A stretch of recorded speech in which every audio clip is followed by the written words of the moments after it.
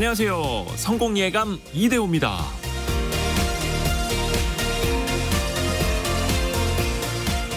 성공, 목적한 바를 이룸, 예감, 어떤 일이 일어나기 전에 암시적으로 또는 본능적으로 미리 느낌. 그렇다면 여러분에게 성공 예감은 어떤 의미일까요? 성공은 결코 수동적으로 예감되는 일이 아닐 겁니다.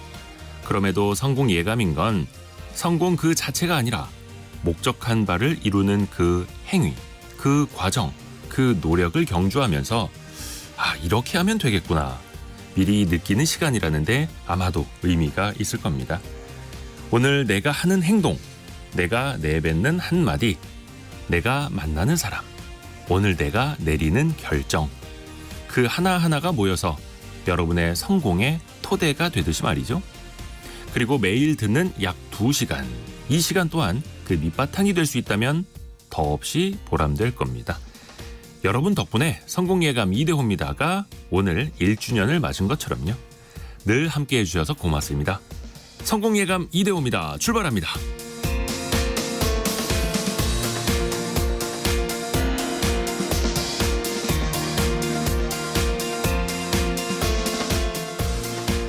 안녕하세요. 이대호입니다. 오늘은 2024년 3월 27일 수요일 오전 9시 6분 흘러가고 있습니다.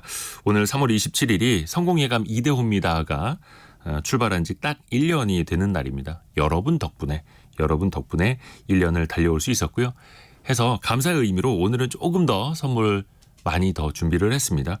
특별히 커피 쿠폰도 묻고 더블로가 식으로 총 20분께 드리고요.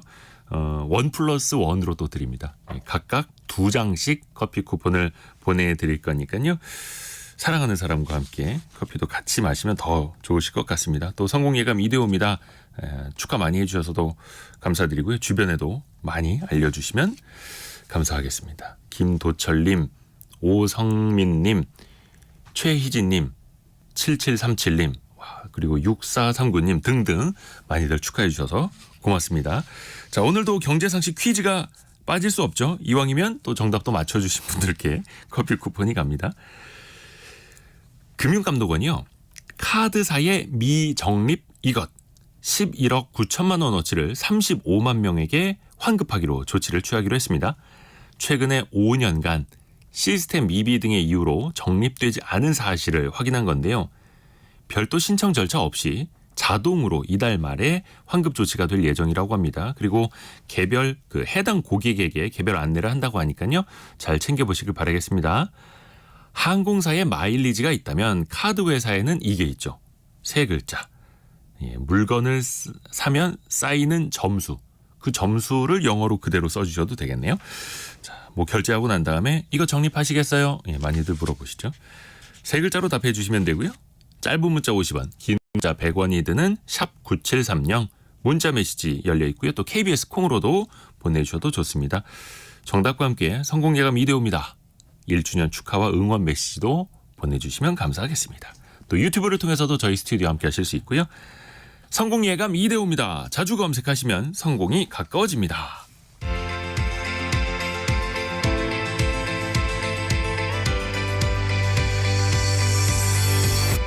KBS 1라디오 성공예감 이대호입니다. 자, 오늘의 경제 뉴스 동아일보 백상경 기자 그리고 경제전파사 강예지 에디터와 함께합니다. 안녕하세요. 안녕하세요. 자, 백상경 기자 어떤 소식 준비했나요? 네, 지난해 5월부터 시작됐던 대출 갈아타기, 일명 대환대출의 이 대상이 좀 더 확대된다는 소식을 먼저 전해드리고요. 다음은 이 한국 사회에서 삶과 일에 대한 만족도가 좀 낮고 그리고 외로움을 느끼는 국민들이 늘어났다라는 자료가 좀 나와가지고 이것도 소개를 해드리겠습니다. 네, 강예지 에디터는요. 네, 전자상거래 플랫폼 쿠팡의 결제 규모가 3개월 연속 이마트를 앞섰다는 뉴스와 관련 소식들 준비했고요. 네. 정부가 젊은 세대 공무원의 이탈을 막기 위해서 내놓은 처우 개선 방안, 또 5월에 문을 여는 우주항공청 경쟁률 소식까지 살펴봅니다. 네, 자 백상경 기자에게 먼저 갑니다. 대환대출, 대출 갈아타기 이게 신용대출부터 담보대출까지 많이들 생겼는데 얼마나 많은 분들이 이용하셨을까요? 네, 금융위가 자료를 냈는데요. 금융위에 따르면 작년 5월 말부터 이달 25일까지 이 300일 동안 총 16만 6천여 명의 국민들이 대출 갈아타기 서비스를 이용한 것으로 조사가 됐습니다. 낮은 금리의 대출로 다 갈아타는 이런 것들인데요. 이 규모가 지금 총 7조 4천억 원 정도가 됐습니다. 1인당 평균 1.54%포인트의 금리를 낮췄고요. 연간 154만 원 정도의 이자를 아낀 것으로 분석이 됐습니다. 이게 그러니까 몇 분만 좀 손품을 팔면 주택담보대출은 물론이고 좀 전세대출, 신용대출 같은 우리 생활에 밀착돼 있는 많은 대출 이자를 아낄 수 있기 때문인데요. 번거롭게 은행에 갈 필요 없이 어떤 모바일 플랫폼 같은 것들을 이용을 해서 간편하게 대환 여부를 조회를 할 수가 있고 실제로 이 갈아타기 과정들이 굉장히 간편해졌거든요. 거기에 더해서 은행 간의 좀 금리 경쟁들도 좀 치열하게 펼쳐지고 있는 상황이라서 상대적으로 좀 저금리로 갈아탈 수 있는 가능성이 커졌다라고 합니다. 대환대출 이용한 규모가 7조 4천억 원. 이게 사실 이러면 잘 안 와닿는데 1인당 평균 연간 154만 원을 아꼈다는 거죠. 확 와닿네요. 이거는. 이 대환대출 범위가 더 넓어진다고요. 네, 그래서 당장 이 다음 달부터 아파트 잔금 대출도 이 대출 갈아타기 서비스를 이용할 수 있게 될 전망입니다. 우선 이 대출자 명의로 소유권 등기가 이루어지고 기존 대출의 금융사의 이 근저당권 설정까지 완료된 아파트들에 대해서도 이 잔금 대출에 대해서도 이 주택담보대출 갈아타기 서비스를 받을 수 있게끔 그 대상에 포함을 시킨다고 하고요. 그리고 9월부터 이 KB 시세나 한국부동산원 시세 등 이 실시간 시세를 조회를 할 수 있는 다세대 연립주택 빌라들이죠. 빌라들이나 주거용 오피스텔의 담보대출도 이 주담대 갈아타기 대상에 추가가 됩니다. 그리고 전세 대출도 좀 확대가 되는데요. 오는 6월부터 갈아타기 가능한 이 기간이 길어지게 됩니다. 보통은 이제 전세 계약을 2년을 하시잖아요. 근데 지금은 이 계약을 끝나기 전에 한 1년 전까지는 갈아타기를 해야 이 허용이 됐는데 이제는 6개월로 단축을 해서 그러니까 이 6개월 남기고도 저금리로 갈아타기 신청을 할 수 있게끔 대상을 좀 확대를 하기로 했습니다. 그리고 신용대출도 조금 변화가 있는데요. 오는 6월부터 이 저녁 시간에도 갈아타기 신청을 할 수 있다라는 내용이 추가가 됐습니다. 지금은 이 신용대출 갈아타기를 신청을 하려면 영업일 오전 9시부터 오후 4시까지 서비스를 이용을 할 수가 있거든요. 근데 이걸 이제 오전 9시부터 오후 10시까지 그러니까 밤 10시까지 갈아타기 신청을 받아서 해주겠다라는 그런 확대하는 방안을 지금 추진을 하기로 했습니다. 이게 보면 이제 밤에 얼마나 이 신용대출을 갈아타기를 할까 싶은데 사실은 업무 시간 중에 이런 것들을 하기가 좀 곤란한 분들도 많이 있잖아요. 그렇죠. 이게 간다당이 몇 분 만에 되는 것도 아니고. 네, 그래서 퇴근 후에 이제 하시는 분들이나 좀 집중해서 살펴보시는 분들은 퇴근 후에 하시게 되는데 이런 수요들을 좀 흡수를 할 수 있게끔 하는 거고요. 그래서 네이버페이나 카카오페이 같은 주요 이 대출 비교 플랫폼들이 예상을 좀 해봤습니다. 그래서 서비스 이용 시간을 오후 10시까지 확대를 하면 기존에 비해서 한 45% 정도 이용자가 늘어날 수 있다. 이렇게 기대를 조금 하고 있습니다. 아하, 조금씩 편리하게 바뀌고 있는데 여전히 그래도 조금 더 개선돼야 된다라는 지적들이 또 나와요. 네, 이게 금융권에서 이런 얘기들이 좀 나오고 있는데요. 이 주담대 갈아타기 서비스의 이용 고객들이 지금은 보면 시세 조회가 가능한 아파트라고 한정이 돼 있거든요. 그래서 이런 것들이 사실은 서민들의 이자 부담을 좀 폭넓게 낮추는 데는 좀 한계가 있다는 지적들이 나오고 있습니다. 그러니까 정작 이게 갈아타기가 절실하게 필요한 분들은 이 시세 조회가 안 되는 수준의 어떤 그런 집들을 가지고 계신 분들이 좀 더 좀 힘든 상황인 게 당연하잖아요. 그래서 그런 분들이 조금 필요할 수 있는데 그분들한테는 정작 이 대출 갈아타기 서비스가 그림의 떡일 수 있다라는 지적들이고요. 국회 정무위 국민의힘의 어떤 이 윤한홍 의원실에서 이 자료를 하나 받았는데요. 금감원에서 받은 자료를 좀 살펴보면 주담대 갈아타기 이용자의 약 98%가 KB 부동산 시세를 활용한 것으로 조사가 됐습니다. 그러니까 현재 그 KB 부동산에서 시세 조회가 가능한 매물수가 한 230만 채 정도 되거든요. 근데 이 중에서 원룸, 투룸, 빌라 같은 것들이 차지하는 비중이 전체 한 15% 정도에 불과해요. 그러니까 아파트 위주로 지금 이 시세 조회가 가능한 게 편성이 돼 있고요. 그래서 빌라 다세대 연립 등에 거주하는 이 서민들의 상당수가 온라인에서 지금 주담대를 갈아타기 힘든 상황이라는 그런 내용입니다. 네. 또 얼마나 더 확대가 되는지는 계속해서 지켜보고 또 저희도 전달해 드리도록 하겠습니다. 강예지 에디터가 골라온 경제뉴스. 많은 분들이 배달비가 부담이 돼서 또 배달을 많이 이용하지 않는다라는 분들 들었거든요. 그러다 보니까 이제는 배달비를 무료로 하는 이벤트 혹은 경쟁 이런 것들이 또 치열해지고 있네요.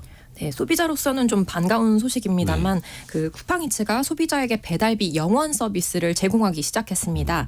쿠팡 멤버십에 가입했다면 이제는 음식값을 할인받거나 아니면 배달비 무료 중에 선택할 수 있습니다. 이렇게 쿠팡이츠가 나름 파격적인 혜택을 내놓은 이유로 배달 플랫폼 시장 점유율 1위사인 배달의 민족을 따라잡기 위함이란 분석이 나오고 있습니다.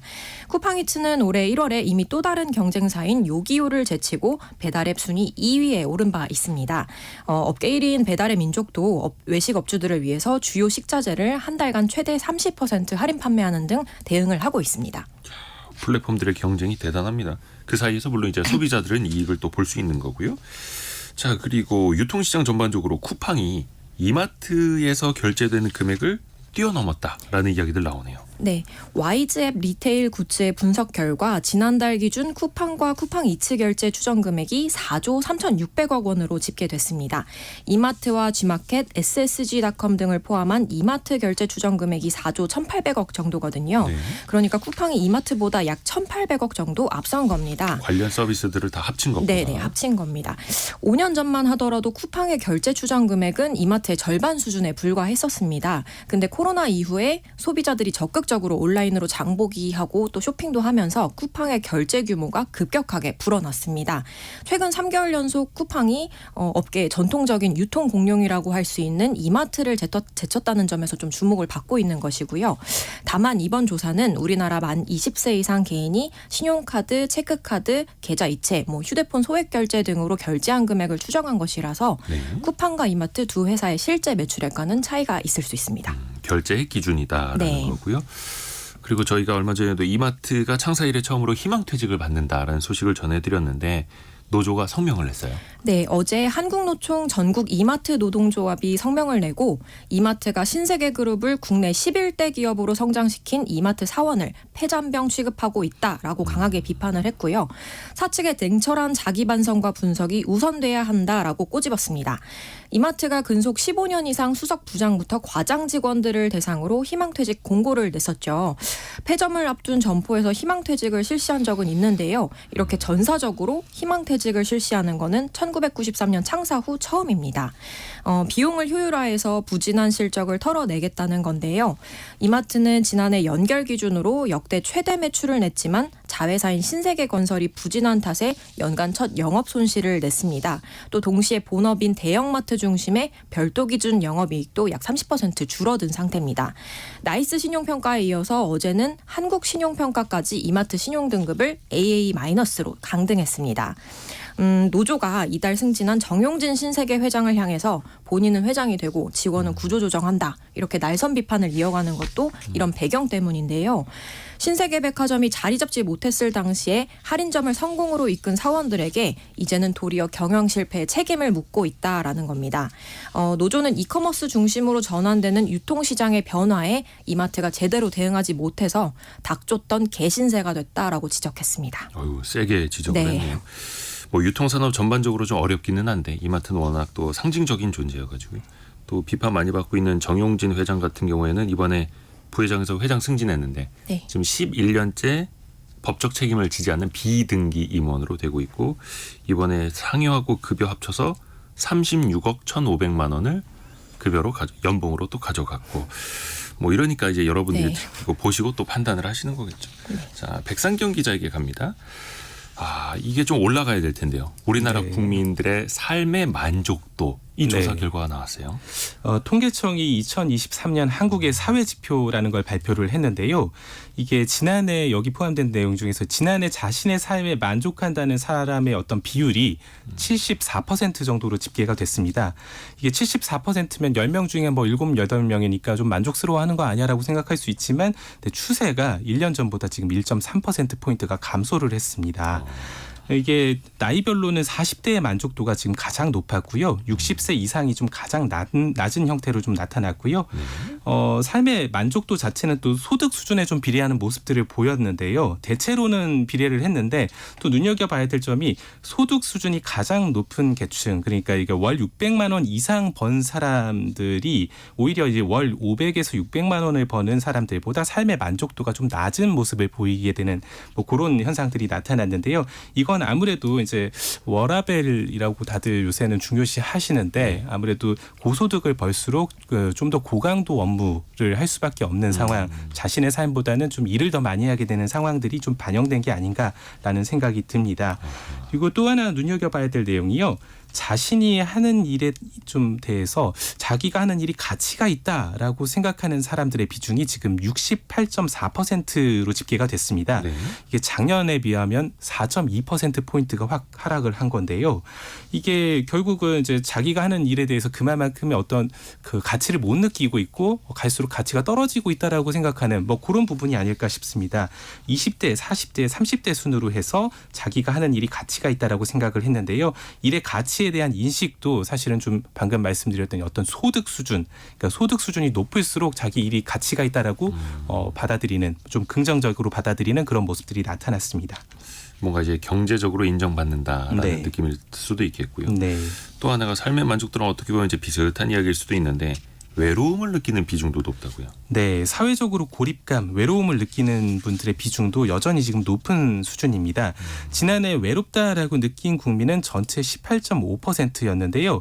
이게 전년도 19.2%에서 조금 소폭 줄어든 건 맞습니다. 하지만 이제 어쨌든 한 10명 중에 2명 정도는 외롭다라고 지금 느끼고 있는 상황이 계속되고 있다는 거고요.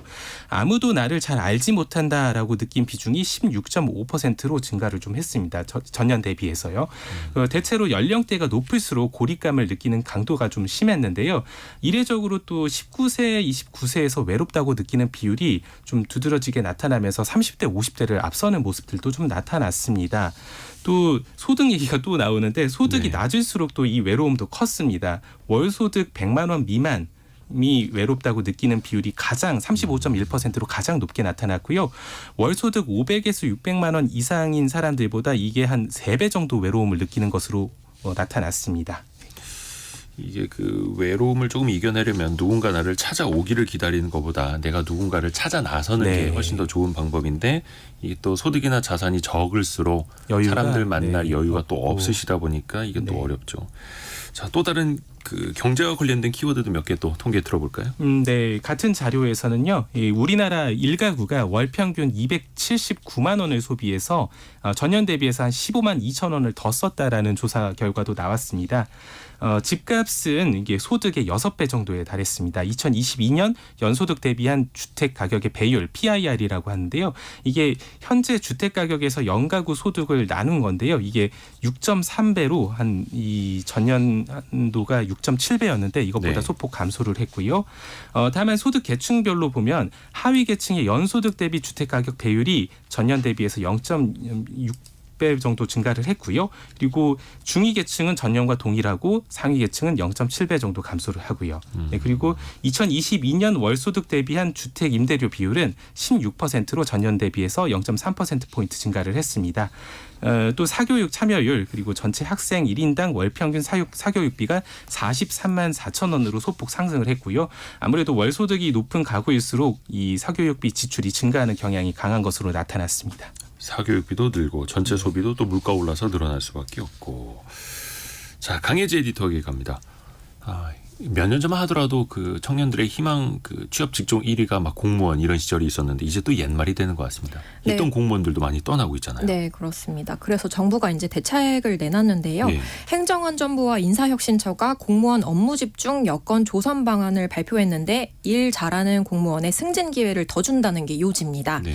업무에 따라서 9급 공무원이 8급으로 또 8급은 7급으로 상향되는데 약 2,100명이 승진 대상에 올랐습니다. 또 성과가 우수하다면 하면 승진에 걸리는 기간이 대폭 줄어들게 되는데요. 9급에서 4급까지 승진하는 데 필요한 최저 연수가 기존 13년에서 8년으로 5년 단축됩니다. 이외에도 어린 자녀를 둔 부모 공무원의 육아 시간을 늘리고 민원 업무 수당을 기존 5만 원에서 8만 원으로 3만 원 인상하기로 했습니다. 또 불가피하게 주말이나 공휴일에 초과 근무를 했을 때에는 금전 보상을 강화하기로 했습니다. 앞서 백상경 기자님 말씀하셨듯이 이제 삶의 만족도라는 이야기와 좀 연관될 수 있을 것 같은데요. 정부가 공무원 처우 개선 방안을 내놓은 거는 최근에 80년대 초반에서 2000년대 초 태어난 MZ 세대를 중심으로 네. 그만두는 공무원들이 많아졌기 때문입니다. 특히 최근 5년 사이에 이들의 공직 이탈이 가팔라지고 있습니다. 5년 미만의 저연차 조기 퇴직자는 2019년 6천 명 정도였는데 3년이 지난 2022년에는 2배 이상인 13,000명으로 급증했습니다. 자, 그리고 최근에 그 주목을 받는 기관이 하나 있습니다. 5월에 문을 여는 우주항공청. 네. 여기에 많은 사람들이 지원을 했다고요. 네, 50명을 뽑는 일반 임기제 경력직 공무원 채용에 800명 넘게 지원해서요. 첫 채용 평균 경쟁률이 16대 1을 기록했습니다. 경력직 채용에. 네, 경력직 채용에. 정부에 따르면 우주항공청 직원의 연봉은 6천만 원에서 1억 1천만 원 사이로 정부 조직 내에서는 최고 대우라고 하는데요. 직원들에게는 원룸과 이주 장려금 등의 초기 정착 혜택을 줍니다. 우주항공청은 말씀하신 것처럼 5월 27일 경상남도 사천시에서 개청하는데요. 상대적으로 우주항공 관련 대기업과 비교해서 복지 혜택이 좀 적은 점, 그리고 계약 기간이 최장 10년으로 제한된 점이 채용 후보자들에게는 걸림돌로 작용합니다. 비슷한 사례가 좀 있는데요. 대전항공운주연구원에서는 수도권 IT 기업 등으로 단기에 여러 명의 연구원들이 이탈을 했었고요. 다른 분야이기는 하지만 우수 인력을 획기적으로 늘리겠다라고 했었던 국민연금에서도 전라북도 전주로 이전한 2017년부터 작년까지 6년간 매년 30명씩 평균적으로 퇴사를 했습니다. 업계 최고 인재를 모신다기에는 민간 회사보다 급여가 낮을 뿐만 아니라 자녀 교육이나 생활 여건 등이 불편해서 장기 근속하려는 유인이 적다라는 게 고질적 문제입니다. 조금씩 좀 나아져야 될 텐데요. 네. 그 경남 사천에 자리하게 되잖아요. 네. 주변 인프라가 미비하다는 지적도 뭐 벌써 나오고 있고요. 네, 이제 2달 남은 건데요. 우주항공청 청사로 쓸 건물 한 동을 빼고 생활 기반 시설이 매우 부족하다라는 지적이 나오고 있습니다.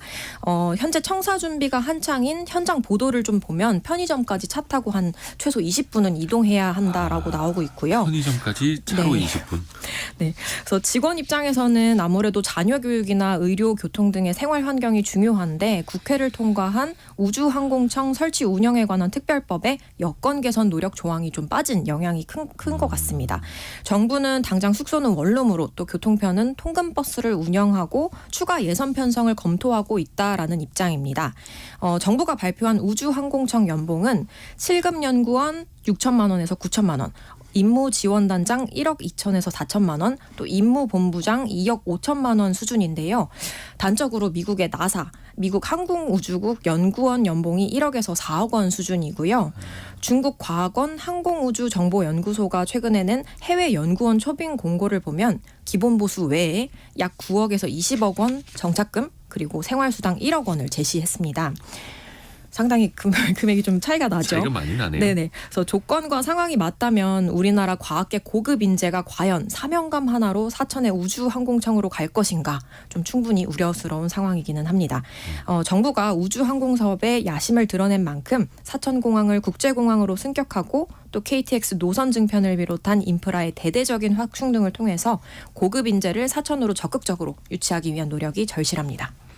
이분들이 이제 가족과 좀 떨어져서 생활해야 될 수도 있겠고 사실 뭐 세종청사도 그랬습니다만 초반에는 좀 주변 인프라가 미비하다는 공통점이 좀 있었긴 한데 하나하나 좀 개선이 됐으면 하는 바람 가져봅니다. 우주항공청 이야기까지 들어봤고요.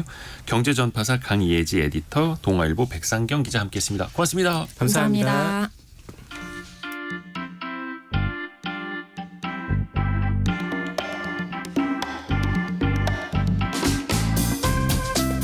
지금 여러분께서는 KBS 일라디오 성공예감 이대호입니다를 듣고 계십니다. 참여해주신 여러분께는 추첨을 통해 아름다운 식탁 창조 주비푸드에서 자연에서 갈아 만든 생와사비를, 쉽고 빠른 판촉물 제작 시너지 기프트에서 대용량 에어프라이어를, 그리고 성공예감에서 준비한 커피 쿠폰을 보내드립니다. 당첨자는 성공예감 이데오입니다 홈페이지에서 확인하세요. 성예호라고 하셔가지고 이거 누구 이름이지 했는데 성공예감 이데호입니다를 줄여서 성예호라고 쓰셨구나.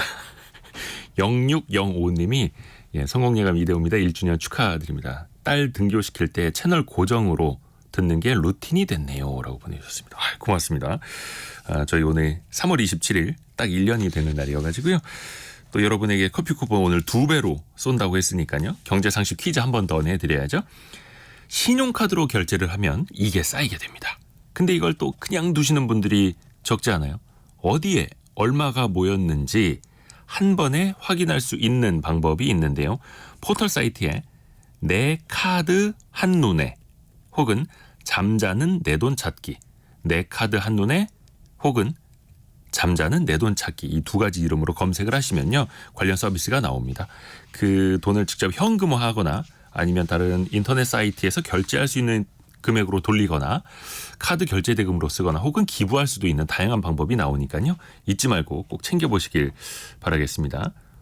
8676님이 방송 듣고 확인을 해봤더만 하나는 13만 2천 원, 또 하나는 8만 8천 원 이게 적립되어 있네요. 잊고 있었는데 횡재한 기분입니다라고. 대박 났네요. 와, 합쳐서 21만 원, 그 22만 원이네. 뭐 저희가 드린 건 아닙니다만 저희가 또 기분이 같이 좋습니다. 그리고 홍서영님 1주년 너무너무 축하드려요. 저도 1년 동안 무럭무럭 자랐습니다. 덕분에 감사합니다라고 해주셨고요. 저희도 감사드리죠. 1507님 저희 아기도 이번 주에 돌잔치예요. 저희 아가랑 생일이 똑같네요. 안 까먹겠어요. 축하드립니다. 1507님. 요즘에 돌잔치 하는 집이 별로 없어가지고 그 풍경이 참 그립기도 합니다. 출산율도 많이 낮고 해서 주변에 돌잔치 하는 집 보면 더 2배로 축하를 해드리고 싶네요. 저희도 마찬가지고요. 함께해 주셔서 고맙습니다. 자, 여러분의 사연 혹은 의견 또 정답 짧은 문자 50원 긴 문자 100원이 드는 샵 9730이나 KBS 콩으로 보내주시면 됩니다. 오늘의 움직임에 주목하고 세상의 흐름을 놓치지 않습니다. 여러분의 내일을 응원하며 성공의 열쇠를 함께 찾아갑니다. 성공예감 이대호입니다. 여러분은 성공예감 이대호입니다를 라디오로 들으시는 분들도 많이 있으실 거고요. 또 스마트폰으로 들으시는 분들도 정말로 적지 않이 많이 계실 겁니다. KBS 콩으로도 가능하고요. 자, 실제로 그 정보통신정책연구원 자료를 보면요. 우리나라 국민 97%가 스마트폰을 이용하고 있다고 합니다. 뭐 거의 다 쓴다고 봐도 과언이 아니겠죠. 자, 그 이전엔 기억하십니까? 삐삐라는 것. 무선 호출기 삐삐라는 것도 우리 허리춤을 차지하던 시대가 있었는데요. 오늘 라떼 경제사 시간에는 경제전문 뉴미디어 어피티의 김정인 이사와 함께 무선 호출기 이 삐삐부터 지금의 휴대전화까지 이동통신의 변천사를 정리해 보겠습니다. 김정인 이사님 안녕하세요. 안녕하세요. 이거 삐삐 써보셨어요? 저는 제가 직접 써보지는 않았고 쓰는 걸 많이 봤습니다. 좀 세대가 좀 다르군요. 실망입니다.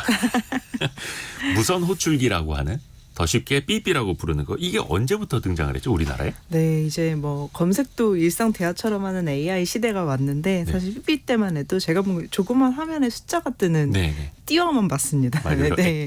네.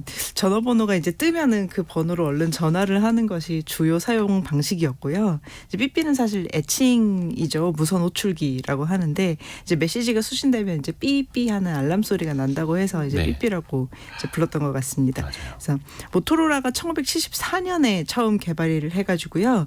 점점 이제 무선 호출 신호가 도달하는 범위가 넓어지면서 1990년대에는 세계적으로 6천만 명이 넘는 사용자가 있었고요. 우리나라에는 1982년 12월에 서울에서 시작이 됐습니다. 이게 74년에 개발이 됐고 우리나라에 들어온 건 82년 그리고 90년대에 정말로 많이 보급이 됐었고 이 초반에는 엄청 고가였을 거 아니에요 이게. 네, 그래서 초기 삐삐는 사실 수신자가 서울에 있어야지만 작동을 했고요. 단말기 가격은 한 15만 원 정도. 그 당시 15만 원이면 80년대 15만 원. 네네. 월 사용료는 1만 2천 원으로 당시 기준 상당히 비쌌습니다. 네. 근데 1986년에는 부산이나 광주 같은 주요 도시까지 서비스 지역이 확대됐고요. 이게 삐삐가 처음 우리나라에 도입됐을 때 그때 반응은 어땠을까요? 사람들은 정말 신기했을 텐데. 아, 네. 근데 이게 당시 얼마나 편리한 혁신이었는지 제가 네. 주변 증언을 좀 수집을 해봤는데요. 이제 유선 전화기만 있었을 때는 일단 전화기가 설치된 공간에 전화를 해야 되잖아요. 그렇죠. 그러니까 집이나 사무실이나 이런 데 이제 좀 전화를 해야 되는 건데 그러면 거기에 내 전화를 받아야 하는 상대방이 머무르고 있어야 하고 또 이제 그분이 전화를 받을 것이라는 보장이 없으니까 다른 분이 받으면 또 바꿔달라고 해야 하는 불편함이 있었습니다. 시간도 상당히 좀 가려야 되고요. 그러니까 사실 이제 뭐 연애하는 사이고 이러면 예를 들어서 뭐 젊은 남성분이 저녁 8시쯤에 가정집에 이제 전화를 해가지고 이제 아버님이 받으셨는데 아버님 저 누구 남자친구인데 이제 누구 바꿔주십시오 이러면 이제 집안에 거의 뭐 드라마가 펴주실 수도 있는 거잖아요. 이제 반대도 마찬가지고요. 근데 그때 당시 분위기는 조금 더 그랬고요. 근데 삐삐를 사용하면 처음으로 이제 비밀스럽게 사적이고 확실한 연락을 좀 주고받을 수 있는 거죠. 예를 들어 뭐 전화번호 끝에 82 붙이면 이제 바로 전화 달라. 예. 뭐 14 붙이면 뭐 1시간 있다 전화 다 해달라. 이런 식으로 서로 약속도 할 수 있고요. 그래서 사실은 이게 삐삐가 회사나 공장에서 먼저 사용을 하기는 했는데요. 일상에서는 이렇게 젊은 층을 중심으로 특히 이제 연애가 활발하니까 이제 열광적인 반응이 있었다고 합니다. 나중에는 여기 음성 사서함 기능도 추가가 됐다고 해요. 음성 사서함 거기다가 자기의 목소리 남기고 네. 메시지 남기고 전화는 거는 거고 삐삐는 치는 거고 그래서 삐삐 쳐 이런 얘기 많이 했었죠. 이야기하신 것처럼 잠깐 그 숫자가 나옵니다. 이 숫자.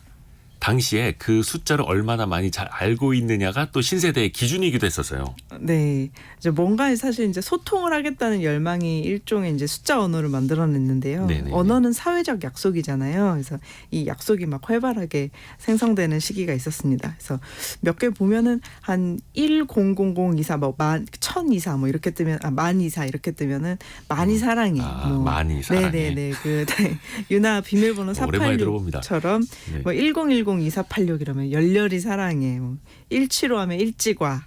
9만 찍으면 그만해. 엄청 화가 나고 그러면 4444 뭐 이렇게 찍고 이런 네. 식으로 이제 코드북 같은 게 생겼는데요. 일상적으로 사용하는 자연어를 이용할 수가 없었기 때문에 소통을 하려고 뭐 열심히 공부하고 보내는 사람과 열심히 공부하고 받는 사람 사이에 이제 해석의 여지도 있고 또 맥락이 먼저 공유돼야 서로 통할 수 있었기 때문에 좀 더 낭만적인 소통 수단으로 기억에 남은 게 아닌가 싶어요. 사실 삐삐가 좀 활발하게 이용됐던 시간이 뭐 그렇게 길다고 볼 수는 없거든요. 그럼에도 이렇게 강렬한 인상으로 좀 남아 있으니까요. 그렇죠. 그 추억의 이거 뭐라 해야 되는가? 이 모바일 기기라고 표현해도 되겠죠. 추억의 모바일 기기. 근데 당시는 어찌됐든 간에 삐삐 호출을 받으면 네네. 상대방에게 내가 전화를 해야 하는데 길거리에서 그래서 공중전화도 그때 더 많이 이용을 했던 것 같아요. 네. 사실 그때만 해도 길을 좀 걷다 보면 몇십 미터 간격으로 하늘색 공중전화 부스가 좀 거리에 좀 계속 서 있었죠. 네. 이제 그 안에 커다란 전화기가 달려 있었는데 옆에 이제 주사위처럼 정사각형에 가까운 커다란 전화번호가 이제 그 체인에 매달려 있었던 생각이 전화번호부. 납니다. 네. 제 이름 있나 찾아보고 막 그랬는데 그때 이제 동네 네. 가나다 순으로 맞아요. 가장의 이름이 다 적혀 있었죠. 우리나라에 이제 공중전화가 들어온 게 1902년으로 상당히 이르기는 한데요. 제가 방금 말씀드린 것과 같은 형태의 공중전화는 이제 동전을 넣고 통화할 수 있는 무인 공중전화예요. 네네네. 이거는 1962년에 처음으로 좀 설치가 됐고요. 그러니까 그때는 빨간색이었는데 이제 1972년 정도 되면서 금속 재질을 그대로 살린 은색 공중전화가 등장을 합니다. 이거를 뭐 DDD라고 했는데 뭐 자동 공중전화라고도 하고 다이얼식이라고도 하고 장거리 공중전화라고도 했는데 네. 서울하고 부산 간 직통이 가능했습니다. 물론 이제 다른 광역시와도 통화가 가능했고요. 그전에는 공중전화라고 해도 우리 도시 밖으로는 통화가 좀 안 됐었습니다. 공중전화 초반기에는 네. 그래요. 야, 추억이 갑자기 돋습니다. 근데 요즘에는 공중전화 쓰고 있으면은 또 이상한 사람으로 또 내몰리기도 하는데 이게 응답하라 시리즈처럼 감성 돋는 지점들이 참 많아요. 네, 맞아요. 아까 말씀드린 전화번호 책 같은 것도 있고 그리고 공중전화가 좀 보편화되면서 나름 시비거리도 생기고 또 나름의 에티켓도 생겼는데요. 뒤에서 빨리 끊으라고 하고 막. 네. 장거리 공중전화에 뭐 이를테면 100원짜리 동전 넣고 50원어치 통화한 다음에 수화기를 제자리에 돌려놓으면 이 거스름돈이 안 나오고 그냥 50원이 돈통으로 넘어가잖아요. 이게 당시 통신공사 수입이 됐는데요. 이걸 낙전 수입이라고 불렀습니다. 이게 불합리하다는 이야기가 많았죠. 그 당시에 거의 뭐 100억 단위 수준으로 이제 그 넘어갔었거든요. 그래서 돈이 남아 있을 때는 다음 사람을 위해서 수화기를 끊지 않고 그대로 올려놓고 가는 에티켓도 좀 생겨났고요. 맞아요. 이제 뭐 군대 같은 곳에서는 수신자 부담 전화로 하기도 했습니다. 저도 이제 기억이 나는데 이제 빨리 이제 수신자 전화 부담 전화를 걸면 일단 끊지 말라고 빨리 이제 신분을 네 밝혔어야 했던 그런 추억들이 좀 많이 있었습니다. 김은희님이 추억의 빨간 공중전화기 생각나네요. 그 완전히 제 초창기죠. 또 김영진님은 회사에서 삐삐를 사주고 항상 휴대하도록 했었죠. 회사 목걸이 허리춤에 차면 이제 못 듣는다고 목에 차고 다니라 막 이런 데들이 있었어요. 그러다가 또 카폰이 등장을 했고 이른바 벽돌폰이라고 하는 이동전화도 등장을 했고 시티폰이라는 것도 나온 적이 있었어요. 네, 개인 이동통신 단말기에 대한 수요가 커지면서 시티폰이라는 보급형 휴대폰이 등장을 하는데요. 이 시티폰은요 80만 되는 핸드폰입니다. 걸 수밖에 없는. 네, 전화 수신은 안 되고요. 꼭 공중전화 근처에서 사용을 해야 했습니다. 왜 공중전화 근처에서 사용해야 했는지 약간 의문을 사용을 실제로 하셨는데도 의문을 가지고 계신 분들이 좀 많았는데요. 좀 이렇게 자료를 찾다 보니까 이게 왜 그러냐면 중계기 반경 50m 내에서만 사실 사용 가능한데요. 맞아요. 그 중계기가 공중전화 부스에 달려 있었거든요. 그래도 이제 공중전화를 이용하려고 줄을 서 있던 분들 옆에서 시티폰을 딱 꺼내가지고 전화를 걸면 좀 뿌듯하고 기가 살았다 이런 귀여운 사연도 좀 찾아볼 수가 있었습니다. 이게 사실 시티폰은 그래서 많은 분들이 이용을 안 했었어요. 네. 그냥 공중전화 이용하면 되지. 그러니까 약간 폼 좀 잡으려는. 김성일 님이 원래 카폰만 있었죠. 삐삐, 시티폰 다음이 PCS.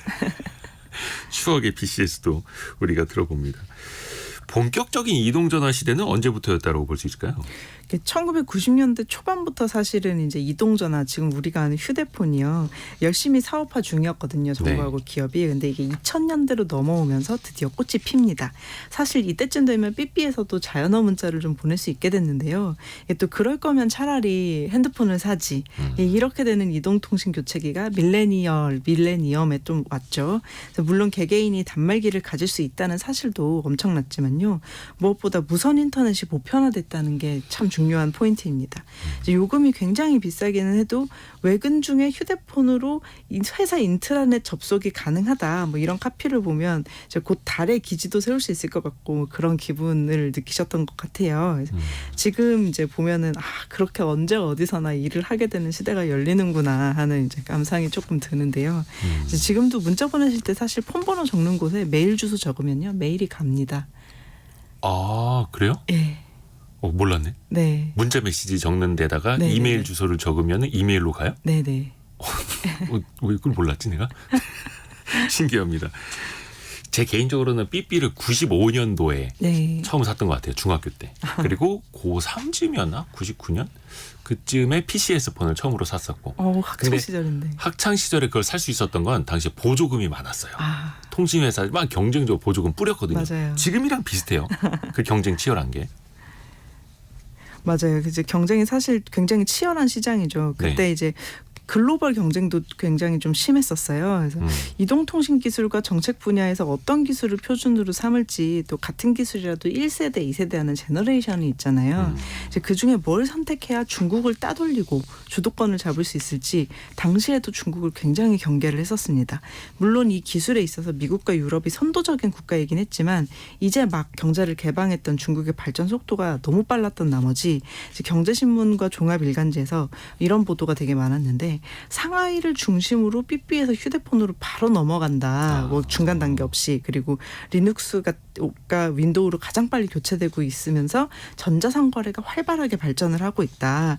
삼성이나 현대 등이 계속 우위를 유지할 수 있을지 모르겠다. 걱정된다. 이런 보도가 굉장히 많이 보였습니다. 그러다가 이제 2008년에 애플의 아이폰이 등장하고 삼성의 갤럭시가 등장하면서 스마트폰과 반도체의 세계가 열렸죠. 여기서부터 이제 최신형 스마트폰이 이제 다가옵니다. 그러면 이미 스마트폰은 거의 뭐 컴퓨터 저리 가라 할 정도로 성능이 뛰어난데요. 앞으로 여기선 더 어떻게 발전하게 될까요? 그래서 사실 이제 뭐 AI 폰이 나오고 있잖아요. 통신이 AI 폰. 예, 워낙 최첨단 산업이다 보니까 지금 갑자기 미래 먹거리여서 기업들 간의 경쟁이 치열해진 게 아니라 수십 년 전부터 이제 일반 소비자가 굳이 신경 쓰지 않는 곳에서 언제나 치열했던 것 같습니다. 하지만 이제 현금도 그렇고 스마트폰도 그렇고 전 국민 100%가 모두 스마트폰을 가지고 있거나 잘 사용한다고 장담할 수 없기 때문에 이제 뭐 AI 폰이 아무리 등장하고 한다고 해도 취약계층을 위해 이제 좀 더 단순한 인프라로 작동하는 기본적인 통신 수단은 남겨둬야 하지 않나 하는 목소리도 좀 있고요. 통신 접근권은 좀 보장이 되어야 하니까요. 그래서 공중전화 얘기를 조금 더 해보자면 남은 공중전화 부스를 전기 오토바이 배터리 교환용 충전소로 활용하기도 한다고 하네요. 그래서 좀 다양한 통신 인프라가 공존하고 있는 사회가 잠시 동안은 좀 유지가 되지 않을까 싶은 생각이 듭니다. 그 네. 공중전화 부스 그 인프라가 또 아깝기도 하죠. 네. 김갑수님이 안성기 씨가 본부 나와라 하던 그 폰이 우리 집에 있어요. 아직도 충전하면 들어온다고. 그래요? 저희 아버지도 그렇고 옛날 그 폰을 모으는 게 이제 취미인 분들 계시는데 추억도 돋고 또 우리나라 첨단 기술의 변천사도 같이 또 한눈에 보이기도 합니다. 오늘 어피티의 김정인 이사 함께했습니다. 고맙습니다. 감사합니다. 라디오 정보센터 다녀옵니다. 지난달 3년 5개월 만에 최저 수준을 기록했던 기업들의 체감 경기가 이번 달은 소폭 개선됐습니다. 한국은행이 발표한 3월 기업 경기 실사 지수 BSI를 보면 모든 산업의 업황 체감 경기는 지난달보다 1포인트 오른 69로 나타났습니다. 최근 봄철 맞이 시설 개선과 조경 등 소규모 공사 과정에서 지붕, 사다리, 나무 등 위에서 작업하다 떨어져 숨지는 사고가 잇따라 발생하자 정부가 떨어짐 사망사고 위기경보를 발령했습니다. SK하이닉스가 미국 인디애나주에 40억 달러, 약 5조 3천억 원을 투자해 첨단 반도체 패키징 공장을 건설한다고 월스트리트 저널이 보도했습니다. 현지 시간 26일 미국 동부 메릴랜드주 볼티모어 항구 입구에 있는 2.6km 길이의 대규모 교량이 대형 컨테이너 선박에 부딪혀 붕괴했습니다. 주 당국은 미 최대 자동차 수출입항인 볼티모어 항구 운영을 무기한 중단했습니다. 지금까지 라디오 정보센터 뉴스 편유희였습니다.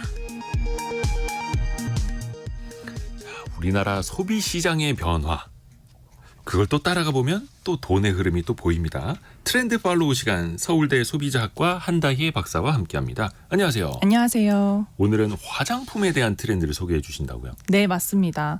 요즘 날씨가 정말 이제 봄이 됐죠. 진짜 길고 긴 겨울이 끝나가고 예. 봄 날씨가 왔는데요. 이렇게 봄 날씨가 되면 우리 옷장에 봄옷이 뭐가 있나 하면서 왠지 옷을 좀 사볼까 하는 생각도 들고요. 거기에 따라서 화장품들도 눈길이 가기 마련입니다.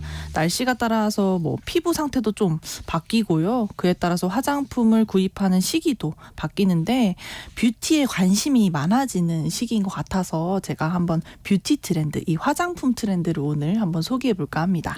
또 이제 외출 준비 많이 하실 테니까요. 네네. 최근에 화장품 시장 상황은 좀 어때요? 네, 사실 이 작년까지만 해도 어려운 거시경제 상황 속에서 국내 화장품 시장도 큰 어려움을 겪었는데요. 한국은행 자료에 따르면 2023년 8월 기준으로 이 화장품 구매액이 2020년 3월보다도 낮은 경향을 보였어요. 이건 팬데믹 공포가 최고조였던 그 시기보다도 낮았다 하는 건데요. 네. 업계에서는 정말 어려운 시기들을 보내고 있었습니다.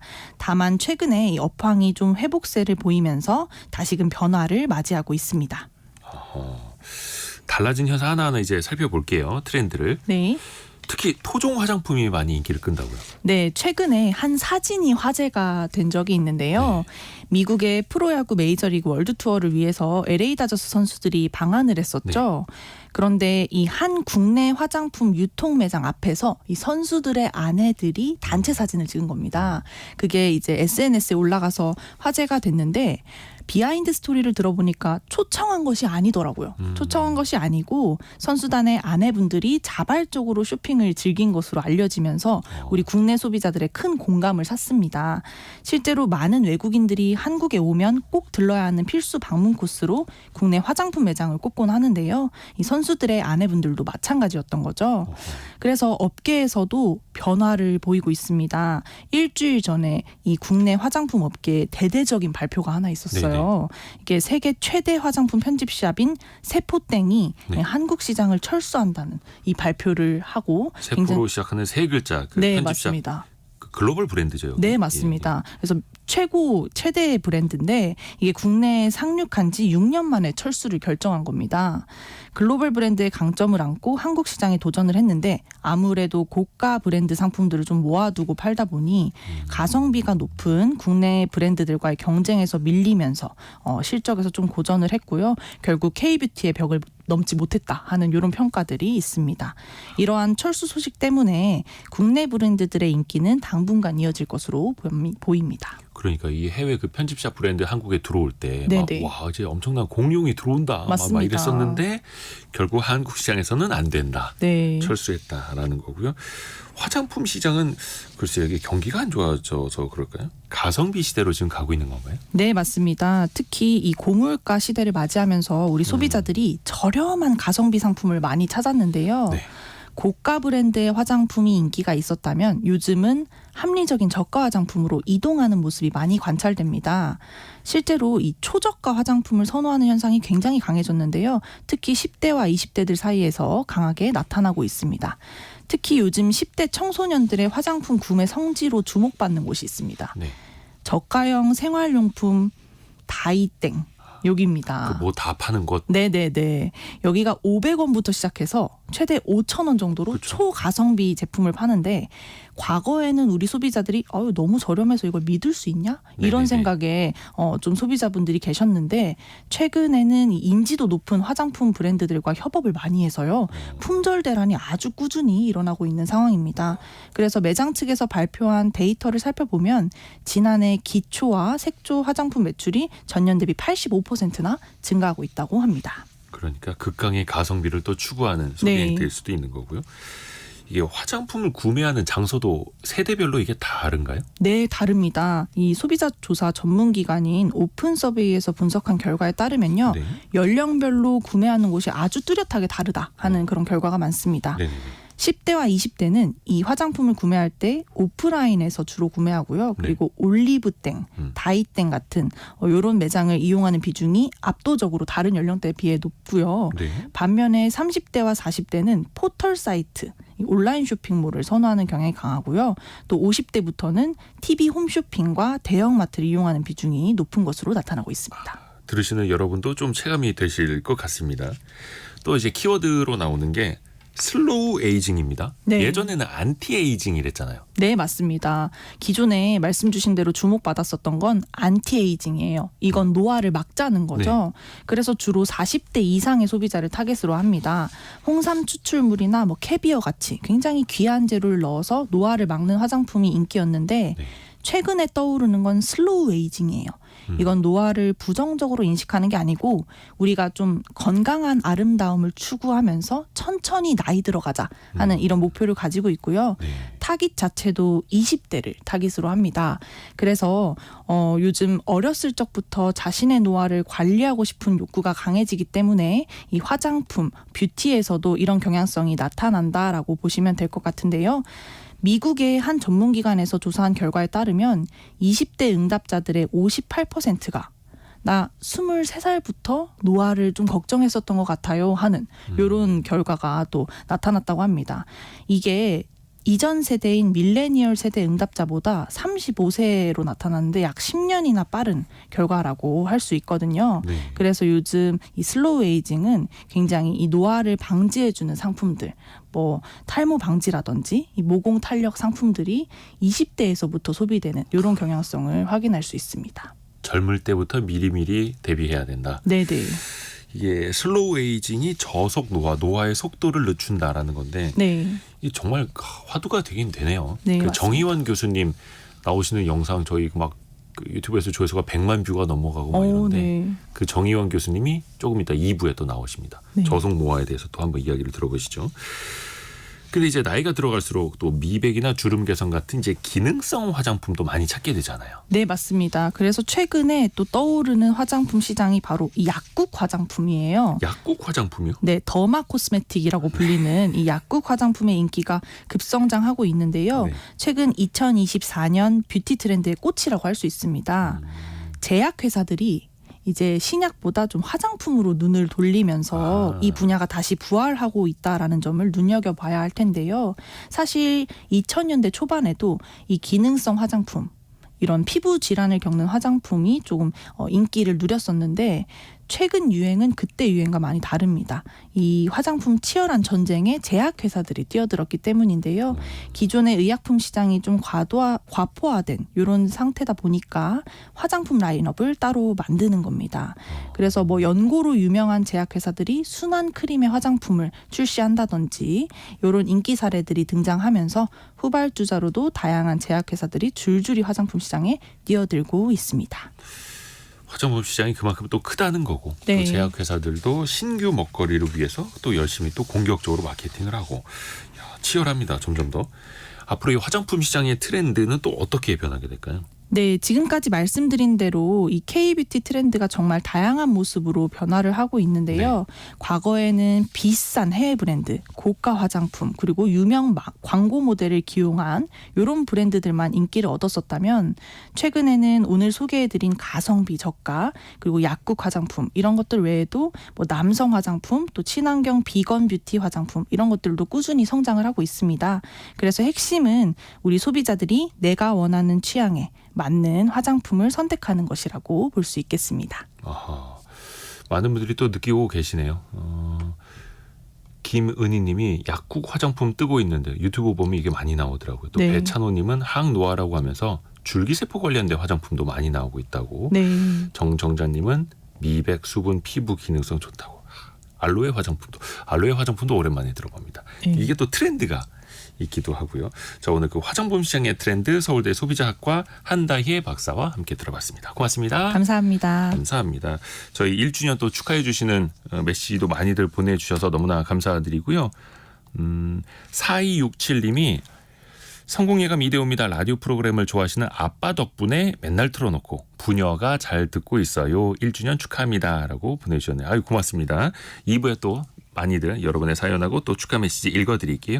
저희 2부에서는요. 잠깐 예고를 해드린 것처럼 노년내과 정희원 교수와 함께 천천히 나이 들어가는 방법 알아볼 텐데 특히 오늘의 주제는 치매입니다. 치매에 걸리신 분뿐만이 아니라 우리 그 가족들도 더 많이 힘들어지는 질병이라고 하는데 그 증상은 어떻게 찾아야 하는지 또 어떻게 예방할 수 있는지 같이 한번 들어보시죠. 잠시 뉴스 들으시고요. 10시 5분에 금방 다시 뵙겠습니다.